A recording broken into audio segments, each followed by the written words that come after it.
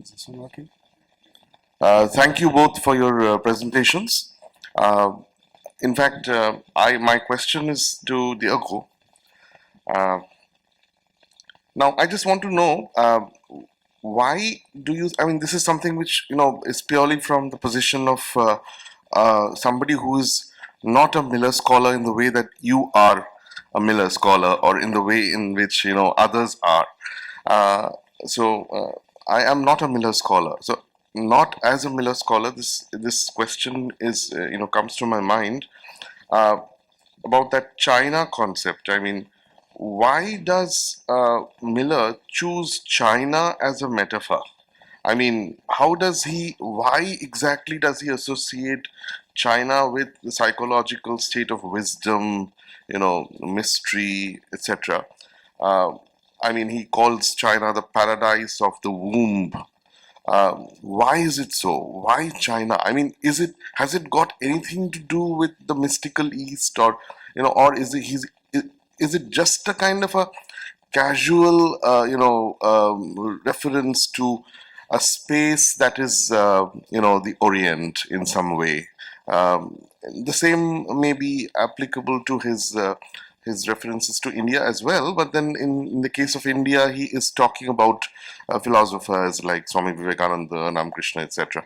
But as far as China is concerned, it's just why is it a paradise of the womb? Yeah. Is this working? I think so. Can you guys hear me? It was definitely rooted in books he was reading on a certain Western notion of the Orient and what the Orient was, and its difference from the Western way of life that was like Western modernism. But it's definitely rooted in things he was reading and sort of an old school sort of Western notion that in the East, in the Orient, there was this sort of like pseudo-perfect ahistorical paradise, which is a very odd early Western view, but yeah. That means it was a kind of a stereotyping. Yeah, definitely. It definitely came from that. Yeah. I also wonder. I think those are great. I think that's a great question and good things to think about. I also remember there's video footage of Miller, and he's talking about his eyes. He's talking about his own eyes and how he says, I feel like I look somewhat Oriental or Chinese, and I just wonder if, as well as the intellectual component that you're talking about, I wonder if there is something in him that he finds himself kind of constantly physically reminded as well, and questioning in that sense. That would be speculation. Just to add to the comment you just made, those of us who saw Tom Schiller's film last night, saw Miller standing in front of the bathroom mirror, making his face into something that looked... That's the part I mean. Yeah. So my question is for Diego. Just wonder if you might consider a third category for Miller in the 21st century, example. Like putting a name. Sorry, say that again? A third category, in addition to artist, philosopher, a third category might be example. An example. I see. Yeah, I think that's one way to put it, or a guide in some sense. Yeah. Something along those lines, but no word I can think of really captures it, Yeah. Thank you. Thank you. This is a question for both of you. As you both mentioned, Lawrence. Lawrence has this motif of the phoenix, and it was great, James. You're mentioning that a lot of the interest actually might not have even been in Lawrence's novels, but is more religious and psychoanalytical thinking. What about Lawrence do you think Miller was? What raised Lawrence to the level of a god in Miller's eyes, basically, compared to everybody else? And then a latter question for you, Diego, is: did Miller ever actually leave China? And if so, when? Did you want to comment on the China first bit? You go. Yeah, I think. Wait, sorry.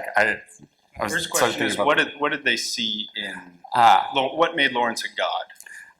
I think you should really read The World of Lawrence. He sort of goes into it, but he sort of saw Lawrence as identifying himself with the entire world and sort of shouldering the being the passage from man sort of achieving a sort of a spiritual birth and like actual livingness.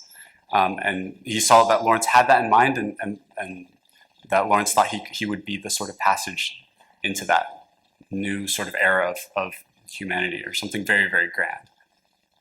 Yes, and I would also say that just from a Reichian perspective, in 1951, Wilhelm Reich wrote a book called The Murder of Christ, and he elucidates how the emotional plague of society continually kills its figures like this, continually needs these figures and destroys them.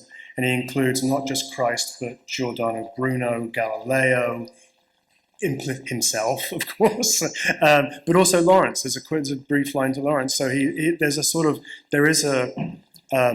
certainly influenced, I think, by Lawrence's story, The Escaped Cock, when you read, which is a very Reichian story of energy and dipping and so on, very phallic, etc. But yeah, I think it's something in the martyrdom of the spirit as well, something in the, as you said, the burning up as well, the phoenix-like character who, I used to talk to students about, and writing students about how people like Lawrence, Miller, especially in terms of obscenity trials, went through their trials so that students, they don't have to. You can say fuck in my creative writing class because of D.H. Lawrence and Henry Miller. So I think it plays plays that kind of figure, right? Yeah. And then to your second question, I think in some ways the answer is like you can view it as a yes. Sort of, there's so much violence in his early writing, and there's so much, just spiritual violence.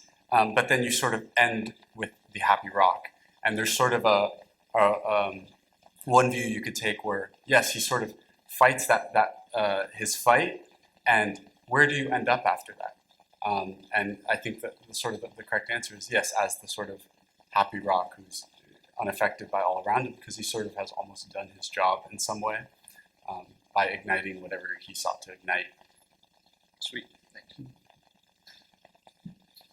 Okay, thanks for your presentations. The couple questions that came up about when, and specifically, when did Miller move away from China?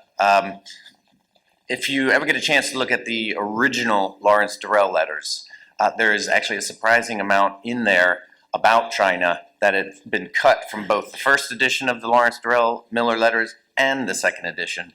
And so if ever you get to, I think it's in southern Illinois that they are there. So my question is for Diego. You're an engineer.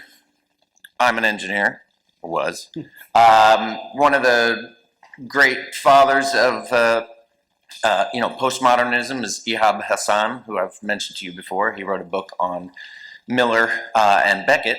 And I think when you were talking about like literature, is Miller literature or philosophy?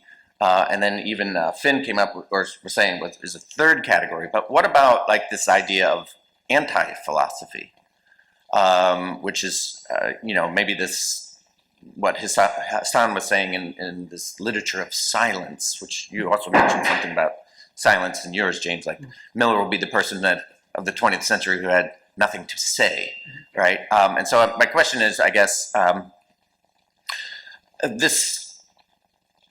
these categorizations maybe of Miller as author and philosopher, is that something that you feel that we should break out of, or is that something that you talked about a third categorization that you haven't got a word for yet, but do you feel that there is a need to come up with a third category?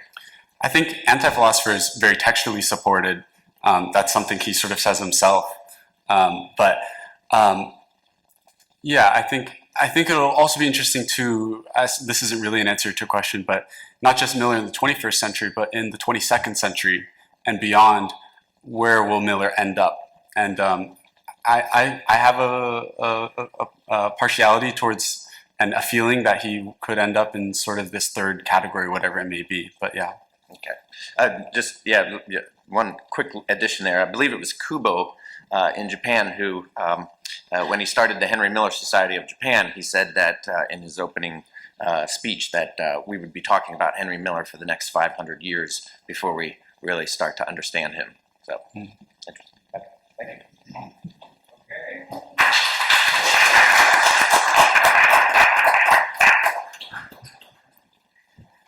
All right, we close our meeting. It's been great.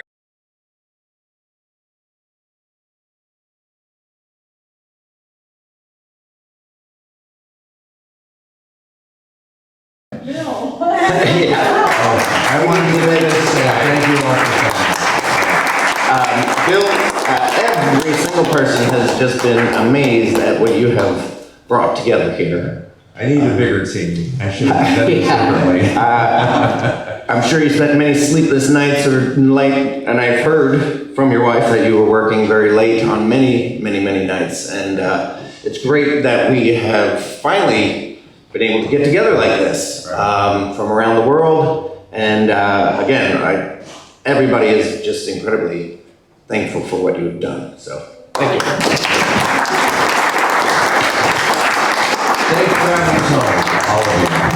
And let's meet in Paris.